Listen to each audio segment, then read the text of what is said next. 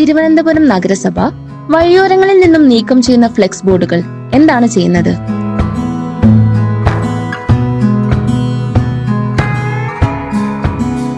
ഇത് നഗരസഭയുടെ മുട്ടട stitching unit ആണ്.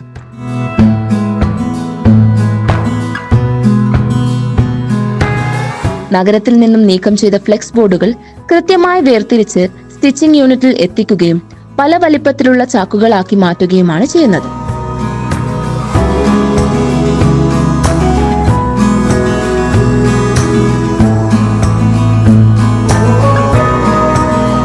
നഗരത്തിന്റെ പല ഭാഗങ്ങളിൽ നിന്നായി 10 ടണ്ണോളം നിരോധിത ഫ്ലെക്സുകളാണ് പിടിച്ചെടുത്തത്.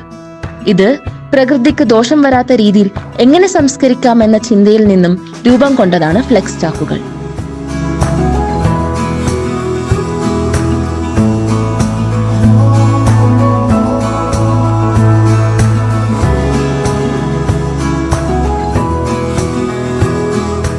ഒരു ചാക്കിന് 10 രൂപ മുതൽ 12 രൂപ വരെ യൂണിറ്റുകൾക്ക് നൽകാനാണ് തീരുമാനം. ഈ യൂണിറ്റ് കൂടാതെ വട്ടിയൂർക്കാവ്, നെട്ടയം, ചാല എന്നിവിടങ്ങളിലെ നഗരസഭാ സ്റ്റിച്ചിങ് യൂണിറ്റുകളിലും ഫ്ലെക്സ് ചാക്ക് നിർമ്മാണം നടന്നുവരുന്നു. ഫ്ലെക്സ് ചാക്കുകൾ എങ്ങനെയാണ് ഉപയോഗപ്പെടുത്തുന്നത്?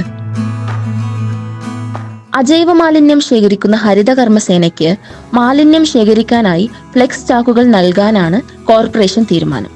നിലവിൽ 14 രൂപയ്ക്ക് പൊതുമാർക്കറ്റിൽ നിന്നും റീയൂസബിൾ പ്ലാസ്റ്റിക് ചാക്കുകൾ ശേഖരിച്ചാണ് ഹരിതകർമ്മസേനയ്ക്ക് മാലിന്യം ശേഖരിക്കാനായി നൽകുന്നത്.